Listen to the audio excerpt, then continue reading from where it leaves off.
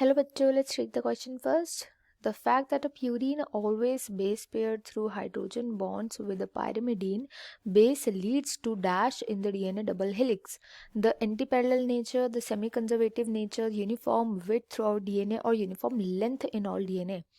ये फैक्ट कि प्यूरिन्स और पायरिमिडीन के बीच में हमेशा हाइड्रोजन बॉन्डिंग होती है, तो ये डीएनए में इसका क्या एस्पेक्ट है, डीएनए में इसका क्या रोल होता है बहुत बड़ा, ये हमें बताना है। इस क्वेश्चन के अंदर हमारे 4 ऑप्शंस है। यहाँ पर जो कि कॉन्सेप्ट यूज किया जाएगा वो होगा डीएनए के स्ट्रक्चर का, डीएनए का स्ट्रक्चर।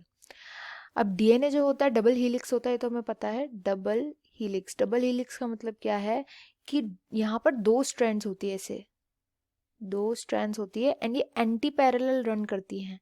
एंटी पैरेलल का मतलब होता है, जो हमारे फर्स्ट ऑप्शन में भी बोला गया है, एंटी पैरेलल का मतलब होता है कि अगर एक strand 5 prime to 3 prime run करती है तो उसके ऑपोजिट वाली जो है वो 3 प्राइम टू 5 प्राइम रन करेगी। एंटी पैरेलल क्या होता है कि ये एक ज़्यादा स्टेबिलिटी प्रोवाइड करता है, जो डीएनए का नेचर होता है उसको ज़्यादा स्टेबिलिटी प्रोवाइड करता है। एंटी पैरेलल नेचर की 2 स्ट्रैंड्स होती है एंटी पैरेलल होती है, तो ये ज़्यादा स्टेबल रहता है। पहला तो ये, बट ये कोई पर्टिकुलर रीज़न नहीं होता ये बताने का कि प्यूरिन और पायरिमिडीन के बीच में जो हाइड्रोजन बॉन्डिंग है वो कैसे फेवरेबल है। तो ये एक इनकरेक्ट ऑप्शन हो जाएगा फर्स्ट वाला। सेकंड पर हम जाएंगे तो वो बोला है semi conservative nature. Semi conservative nature का मतलब होता है कि जब डीएनए रेप्लिकेट करता है, डीएनए के अंदर जब रेप्लिकेशन होती है तो वो सेमी कंजर्वेटिव नेचर के थ्रू करता है। कैसे कि जो पेरेंटल स्ट्रैंड होती है, अब जब ये आगे चलकर डिवाइड करेंगे तो हमेशा जो पेरेंटल स्ट्रैंड होती है वो एक टेम्पलेट की तरह फंक्शन करती है एंड इस टेम्पलेट से ही दूसरी स्ट्रैंड का फॉर्मेशन होता है। तो इधर हमने क्या देखा कि जो पेरेंटल स्ट्रैंड है ना उसने खुद को कंजर्व कर लिया। पेरेंटल स्ट्रैंड हमेशा जब आगे चल कर के इस वाले डीएनए का भी जब रेप्लिकेशन होगा तो ये दोनों की दोनों पेरेंटल स्ट्रैंड जो है खुद को कंजर्व कर लेंगी। तो डॉटर स्ट्रैंड जो आगे जो भी डॉटर स्ट्रैंड बनती है उसमें हमेशा एक स्ट्रैंड जो होती है वो पेरेंटल स्ट्रैंड होती है। तो इधर क्या हो रहा है कि आधा जो है पेरेंटल स्ट्रैंड जो है वो आधा खुद को कंजर्व कर रहा है, इसलिए इसका नाम रख दिया गया था सेमी कंजर्वेशन नेचर। बट ये भी प्यूरिन पायरिमिडीन के बीच में जो हाइड्रोजन बॉन्डिंग है उसको जस्टिफाई नहीं करता कि वो डीएनए में क्या उसका बहुत बड़ा रोल है। ये भी इनकरेक्ट ऑप्शन हो जाएगा। इसके बाद नेक्स्ट बोल रहा है uniform width through out the DNA. अब देखो जो विड्थ होती है ना डीएनए की, उसका मेन रीजन क्या होता है, ये जो हाइड्रोजन बॉन्डिंग होती है, हाइड्रोजन बॉन्ड्स। अब ये हाइड्रोजन बॉन्ड्स किसके बीच में बनते हैं, प्यूरिन्स एंड पायरिमिडीन।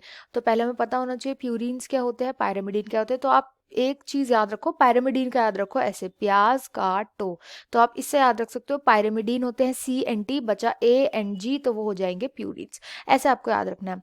अब ये A और T होता है, G और C, इन दोनों के बीच में हमेशा बॉन्डिंग होती है, मतलब T और A के बीच में हमेशा बॉन्डिंग होगी। एडेनिन थायमिन, थायमिन एडेनिन के बीच में, and guanine cytosine, cytosine and guanine के बीच में हमेशा हाइड्रोजन के बॉन्ड्स होंगे। अब ये जो बॉन्ड्स बनते हैं ये अलग अलग बॉन्ड्स बनते हैं। जैसे AT के बीच में हमेशा 2 हाइड्रोजन के बॉन्ड्स बनते हैं, वेयरएज G एंड C के बीच में हमेशा 3 हाइड्रोजन के बॉन्ड्स बनते हैं।